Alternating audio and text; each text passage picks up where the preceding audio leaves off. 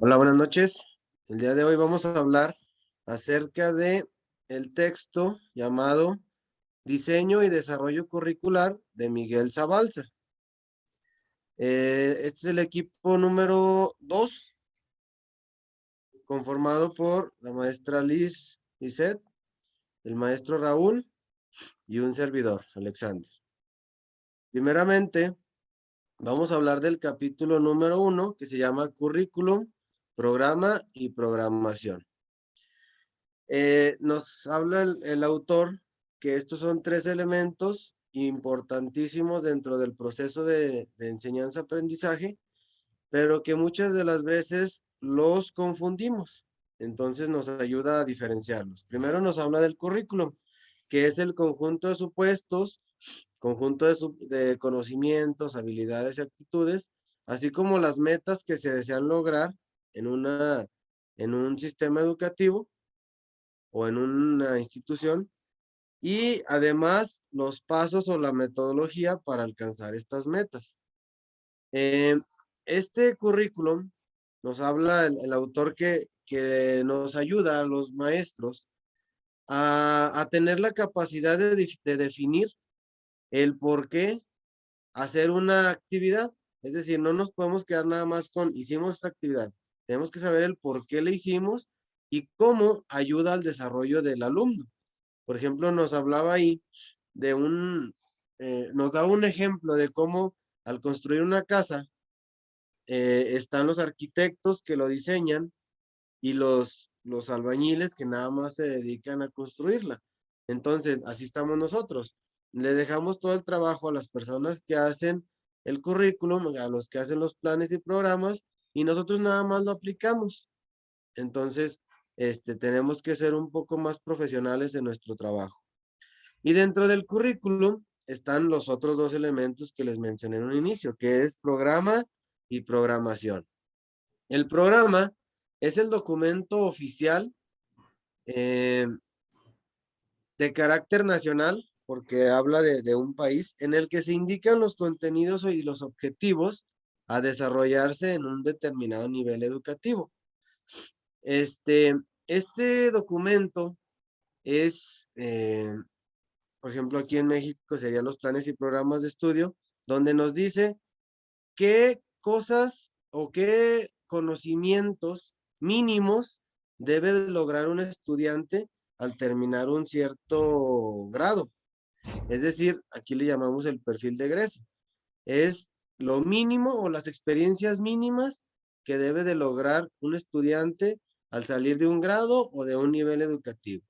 Pero además nos ayuda a hacer el punto de referencia inicial para reflexionar sobre el deber ser. Es decir, nos ayuda a hacer diferentes comparaciones y ver cómo van nuestros estudiantes y cómo va el proceso que estamos desarrollando comparado con lo que se espera oficialmente en el currículum nacional. Pero además, menciona aquí el autor que es un elemento que permite innovar para adaptarnos a las nuevas necesidades del contexto. Pero esto lo hace en una relación de lo antiguo con lo nuevo que va surgiendo. ¿Por qué? Porque hay muchos profesores que se muestran renuentes al cambio, entonces tienen que lograr esa relación entre lo que ya tenemos y lo próximo que viene el nuevo plan de estudios con el nuevo programa. Y por último nos habla de la programación, que dice aquí el autor que es el proyecto educativo didáctico específico desarrollado por los profesores para un grupo de alumnos en concreto. Es decir, la programación, o nosotros la llamamos comúnmente planeación, nos permite bajar los programas directamente a nuestras instituciones, considerando ya características más particulares para acercarnos a la realidad de cada una de nuestras escuelas, sea urbana, sea rural, nos acercamos a las necesidades y para esto se ocupa un diagnóstico con el que nosotros vamos a conocer más a profundidad a nuestros estudiantes. Pero además, el autor lo maneja como una toma de decisiones respecto a los contenidos, métodos, prioridades, recursos, entre otros elementos que vienen en el programa, pero que nosotros los vamos a adaptar de acuerdo a las características de nuestros estudiantes. Y por último, un elemento que me pareció muy importante que señala el autor es que esta programación debe ser un compromiso colectivo entre los docentes. Menciona que tiene mayor impacto cuando las actividades, los materiales a usar, las metodologías se planean en colectivo, considerando las características de toda la institución. Ya cada docente va a realizar sus ajustes internos en el aula, pero mientras la programación se realice de manera colectiva, va a tener más impacto. Y lo vemos mucho en los consejos técnicos. Tenemos nuestro programa, por así decirlo, de manera colectiva para toda la institución, considerando las características que tenemos en nuestros estudiantes. Y con esto pasamos al capítulo 2. Gracias. Nos habla en primer lugar sobre algunos principios básicos que hay que tener en cuenta al momento de, pues, hacer el desarrollo curricular. Y es importante, menciona el autor, que hay dos aspectos que no se deben de olvidar, que es lo didáctico y lo educativo. Para poder hacer una buena planeación del currículum, es importante tener en cuenta el principio de realidad, que se refiere al conjunto de actividades que se decide hacer dentro de una escuela, o bien los programas oficiales.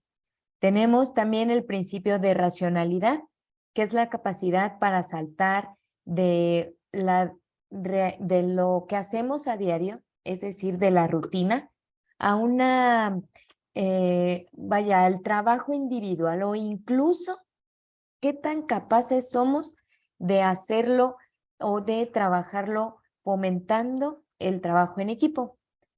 Tenemos también el principio de socialidad, que trata sobre poner en la mesa asuntos propios a discutir para llegar a acuerdos entre las partes involucradas. Pueden ser los padres de familia y los profesores con otros profesores, con los directivos, etcétera. Es decir, que este principio busca encontrar espacios de comunicación donde lleguemos a una negociación social.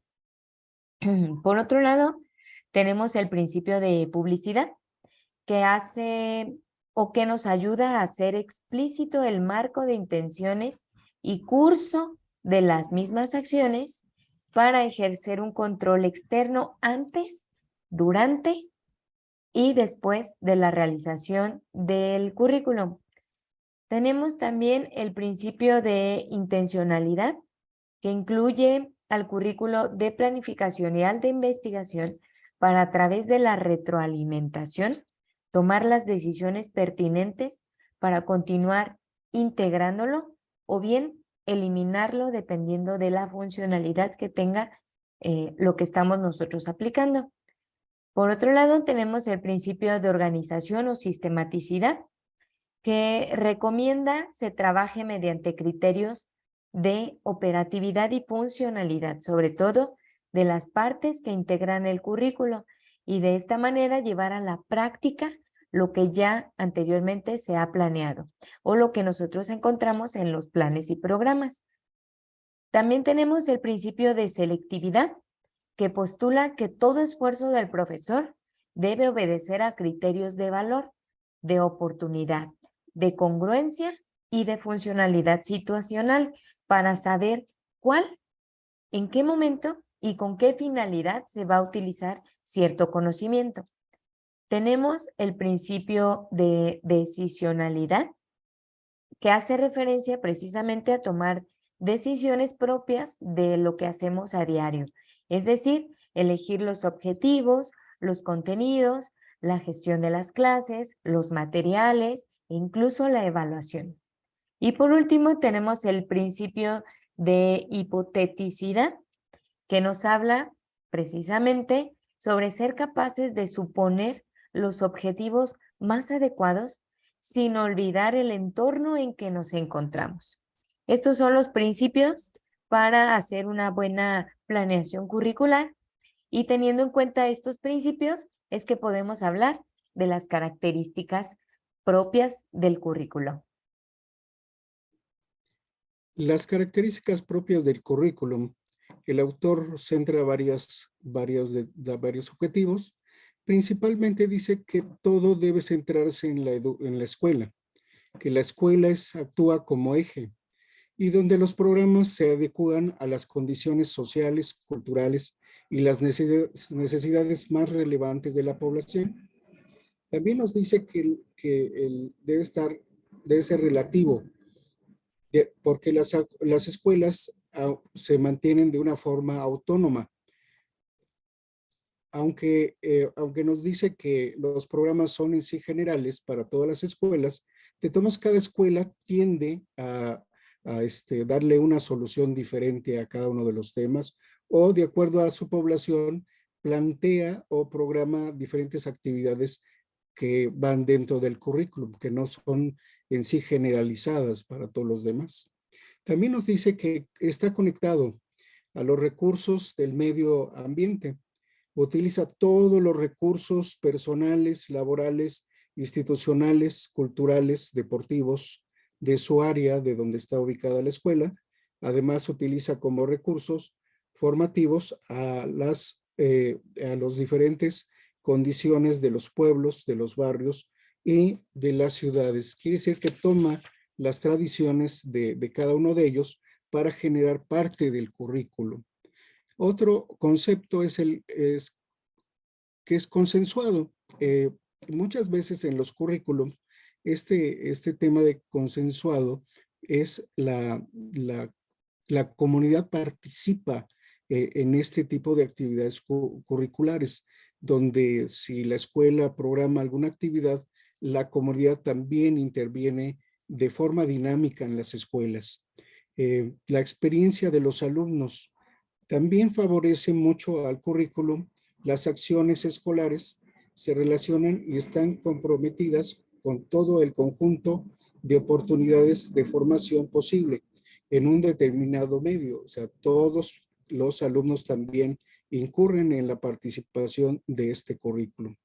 Además, debe estar clarificado, donde todas las partes o todas las personas que intervienen en él deben de tomar un compromiso general en la participación de experiencias y de algún otro tema sobre el desarrollo de los planes y programas que se están desarrollando en ese currículo. Entonces, estas son las características que menciona el autor de lo que deben de tomarse en cuenta para la elaboración de un currículo.